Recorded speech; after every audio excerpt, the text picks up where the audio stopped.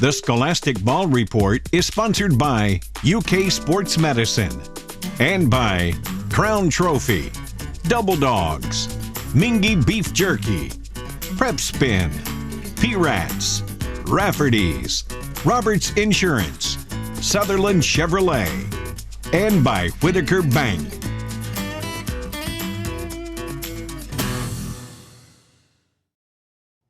Hello, I'm Gary Ball. Welcome to the Scholastic Ball Report.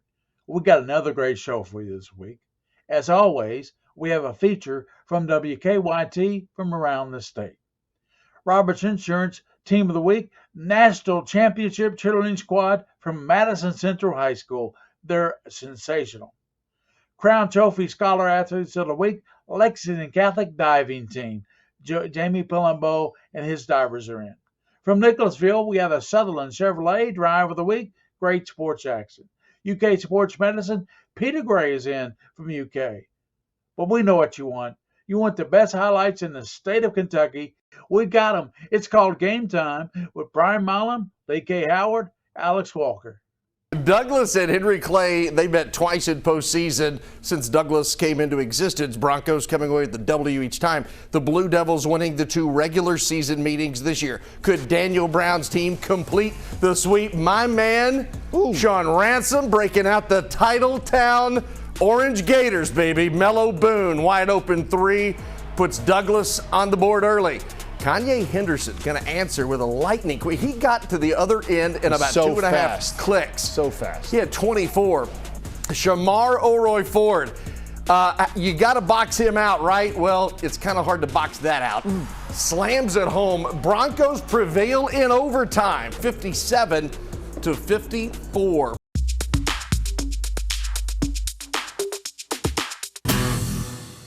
Some big news in high school football. The KHSAA has agreed to do away with intra-district football playoffs immediately.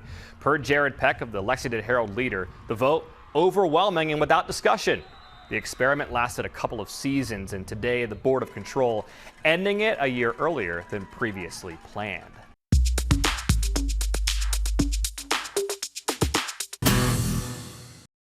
Welcome back to the Scholastic Ball Report. Crown Trophy Scholar Athletes of the Week. Our scholar athletes are from Lexington Catholic Diving. Emily Scott, Jeff Vanderhorst, and Nolan Kelly with Coach Jamie Palumbo.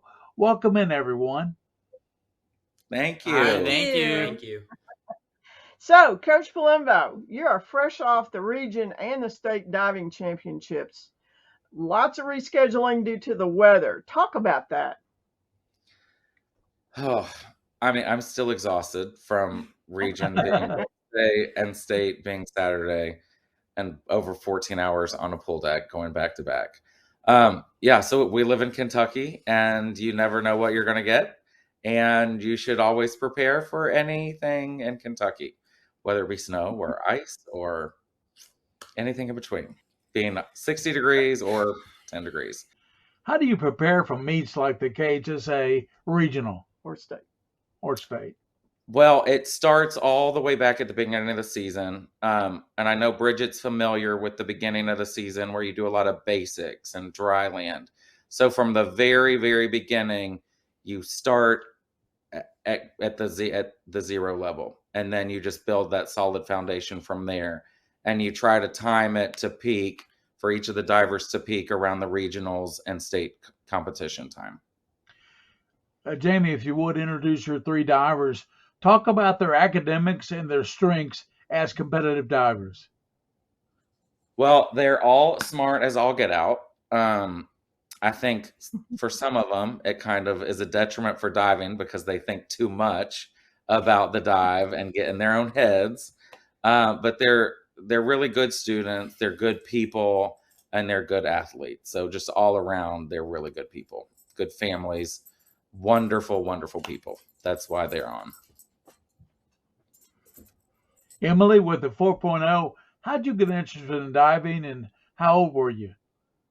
Well, ever since I was little, I was on the swim team for Idlehour Country Club, and I did cheerleading and gymnastics when I was younger, so I would always flip around. And I always saw the dive team practicing, and I thought it was pretty cool, and my friend said that I should try it out. So when I was about 5 years old, I did, or 6 or 7, I don't remember. I tried out the dive team at Idlehour, and I've been diving every summer since. And I tried year-round diving one year, and then my sophomore year at Catholic, I decided to join the dive team. And I still dive every summer at Idlehour. That's great. So what's your favorite thing about being a diver? My favorite thing about being a diver is I just like to go to practice, see all my friends, meet new people, like with summer dive and with high school dive, and I like to see my potential grow every year and try new dives and see what I can do. And Jet with the 4.0 also. How'd you get interested in diving, and what age did you start? So I actually just started diving last year with Jamie. Me and my friends, I go to Heartland Pool, and we always saw the kids doing the crazy tricks off the board, and we just started trying it. And then I joined with 2 of my friends doing summer dive, and I just enjoyed it. So I did it last year with Jamie, and I've continued since. What's your best dive? If I had to pick my best dive, I'd probably go with the inward 1.5 flip. I think that's one of my better That's what I dives. would have picked. Yeah. So as a good student academically, what motivates you in the classroom? It's really, I like keeping a nice organized schedule, and I really want to set out a good future for me, and doing dive and other sports and getting good grades is really just what I think will make my future. So that's what keeps me motivated. Nolan, we say the best for last. How'd you get interested in diving? So I swam for Signature Club Gators since I was like 5. And I had a lot of friends that also swam that did dive as well. So they got me to try it one year, and I ended up actually really enjoying it. So. And then at conference this summer, I was judging his age group, and I said, you need to do high school. And so he was kind of hesitant. His mom emailed back and forth. We figured it out. I was told him just whatever time you could give to it, please do. So it's his first year doing high school. He's crazy good and ended up making it all the way through the cuts and going top 16. Correct. What's your favorite thing about being a diver at Lexington? I think my favorite thing would be, although it's very terrifying learning new dives, just because it's exhilarating and it ends up being fun once you can actually do them. And what are your academic goals? My goals are just to set myself up for as best as possible, and that's to study hard and get good grades right now. Well, congratulations, Emily, Jeff, and Nolan, for doing so well academically and on the diving boards as our Crown Trophy Scholar Athletes of the Week. And thank you, Coach Palumbo, for taking time out and working with divers all over Lexington and on the high school level, and for being on the Scholastic Ball Report. That's it for the Crown Trophy Scholar Athletes of the Week from Lexington Catholic. We'll be right back with more on the Scholastic Ball Report.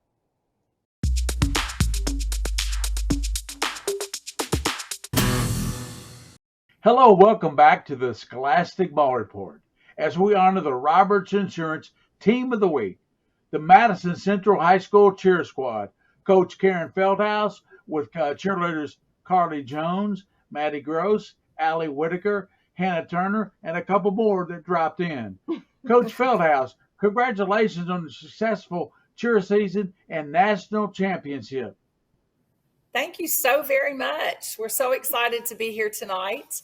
I have all 6 of my seniors with me. So you introduced 4, but behind me I have Abby Hall and Lexi Powell. So that completes our 6 seniors that we're going to say goodbye to, but they've had a pretty spectacular senior finish. Well, talk about your national championship, how you prepared for the great event. Oh, well, I don't think there's any substitute for hard work in my gym. So these girls have put in long hours, a lot of practice time, a lot of skill, and a lot of drill. What's really interesting about this year's team is that we graduated 7 seniors last year and had 1 athlete to transfer to a new school. So this is virtually pretty much a whole new team. And 2 of these young ladies are joining my varsity level for the first time. So I there's, like I said, there's no substitute for hard work, and we've worked their tails off, obviously, with great rewards. So I'm excited. What does the national championship mean to you and the school at Central? Well, I always tell the girls that there's something passing by. I always tell the girls that the trophy is it's not about the trophy. It's what, girls? About the journey. I always tell them it's not about the trophy. It's about the journey. So, I think everybody goes into the season hoping to be their best, and you want to win every time. If you're doing something competitive, nobody goes out to lose. But cheer is a program with a different slant. It's a different competitive animal. And things are uniquely timed, and everything, the stars have to align, and everything kind of has to fall into place. What was interesting about this team is we competed in region, state, UCA regional, and never really had a clean performance, never really had a hit. So they just continued to work and grind and focus to get better. And that had huge reward at the end. So they hit their routine flawlessly 3 times in Florida, and that's almost unheard of. I've been coaching 35 years, and I can count on one hand the number of teams that I've really had hit like that in Florida. Well, Carly, I want to ask you a question. What got you interested in cheerleading? Well, my mom cheered for Madison Central, so growing up, I would see all the pictures and all that, and it's just always been a dream to cheer here. So that's what really started it. And we don't have to point out the fact that I coached her mom too. Okay, that's irrelevant. Yeah. Let's just forget that. And how old were you when you started? 6, doing like competitive all-star. Then I cheered for Clark Moore's middle school, and then ended up at Madison Central. Maddie, how long have you been involved in cheerleading? Since I was about 8, I think. And how I started was my friends were cheering, and they really wanted me to do it with them. So then I started cheering at Urban with Carly and Hannah and Lexi. So we've all been together for quite a while. Yeah, all of us but Allie, all of us but Allie. And then we all just kind of moved together to middle school and then to Central. What's your favorite thing about being on the cheer team at Madison Central? I think it would be the family. This is really like my second family, honestly. Yeah. They get real emotional still. They cry for a week, and if you talk about stuff, they'll start crying on you. I'm sorry. I don't know how to explain it. Yeah. It's good to have that family, that second family. So, Ellie, back to the same question. What got you interested in cheerleading? Well, I danced for like my whole life until when I was in 7th grade, and I decided to try out for cheer. And it was really just because a lot of my friends did it. And before I started cheering in middle school, our middle school team had a really good state run. I was like, oh, that's cool. So that's what really got me started. What was it like to know that you all won the national championship?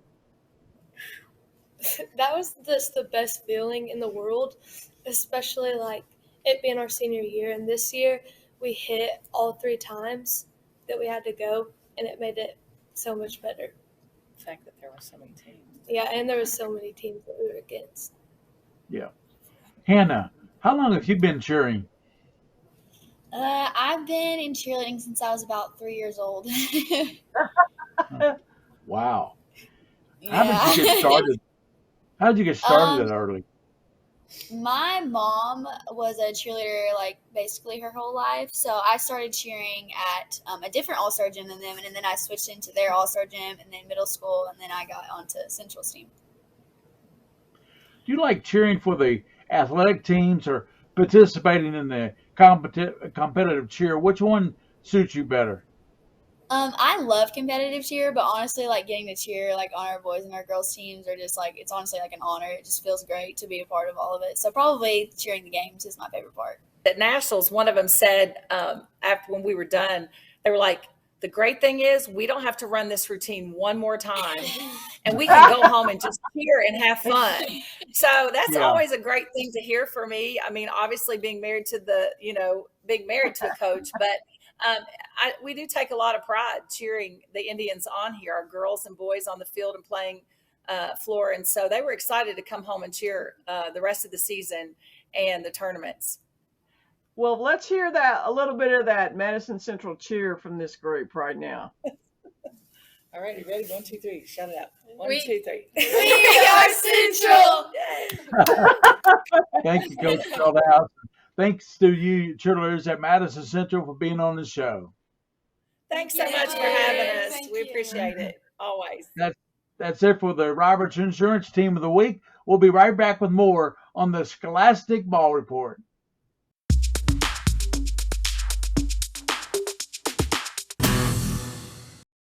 Let's take a look at our Sutherland Chevrolet Drive of the Week. District Championship game between Jackson County and North Laurel. And North Laurel's Ryan Davidson was on point. He gets the anticipation, the steal, the layup, and the foul.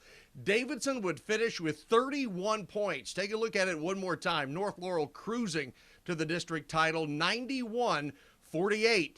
Congratulations, Ryan Davidson. You are the Sutherland Chevrolet Drive of the Week.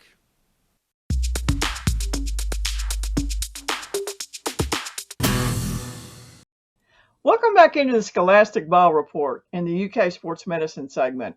Today we have Peter Gray, UK Sports Medicine athletic trainer. Welcome in, Peter. It's good to be here. Today we're talking about a very interesting topic, off-season training. So let's start with some areas that athletes should focus on in their off-season training. Yeah, and this can be a pretty, tough topic to tackle just because there's so many different aspects. But one definitely is diet, because you really need a solid foundation, and you want to just focus on eating whole foods and just making sure that you're getting enough protein and carbohydrates. And then as an athletic trainer, we always preach injury prevention type exercises. And broadly speaking, a lot of hip and core strengthening that can just, keep a good sturdy pillar, as we call it, and then build off of that. I think it's also overlooked just learning about your sport. You have time away from your in season, and for you to actually deep dive into learning more about your sport. I think that's something that is kind of not looked at a lot. And then it's important to build relationships with your coaches and teammates. And that's like when your team has weight training and things like that, to be present, build relationships with your teammates and your coaches, and that's going to help you in your in-season sport. So what are some of the commonly made mistakes out there? Yeah, and these are just mistakes that I kind of came up with. But for people going into it, if you don't have a goal or a plan, it's hard to really reach where you want to go. And a lot of people just kind of finish their season and then just kind of drift around, and they don't really have a goal or a plan to kind of get them where they want to go. And then not incorporating rest properly. You just finish your season. Rest and recovery is going to be really important. And it can kind of go both ways. Obviously, you don't want to just spend your whole off season doing nothing and resting. Mostly I'm talking like active recovery, a good 2 weeks after your season. And then, that's a good time for you to develop your plan and set your goals. And then you can move forward after that.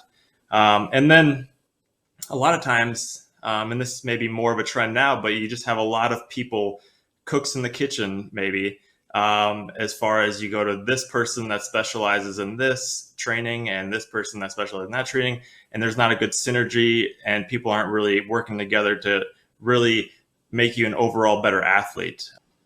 Well, thank you, Peter, for that important information on off-season training. That's Peter Gray from UK Sports Medicine and Healthcare, keeping us healthy and safe for all high school sports activities.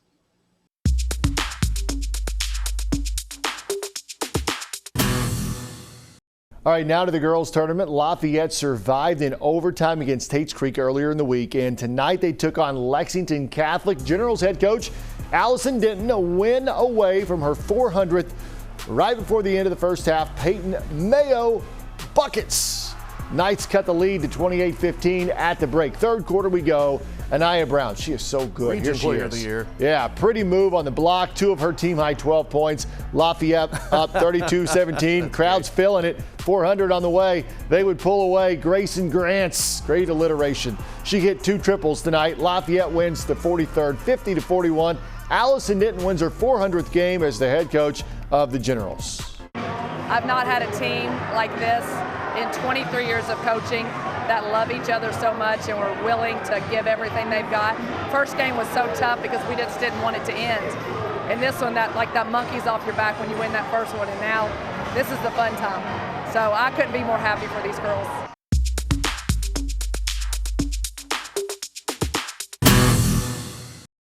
Well, that's our show for this week.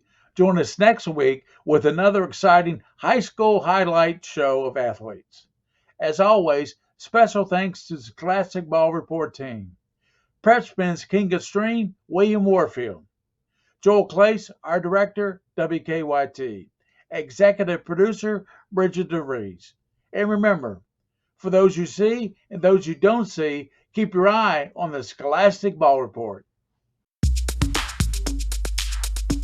The Scholastic Ball Report was sponsored by UK Sports Medicine and by Crown Trophy, Double Dogs, Mingy Beef Jerky, Prep Spin, P-Rats, Rafferty's, Roberts Insurance, Sutherland Chevrolet, and by Whitaker Bank.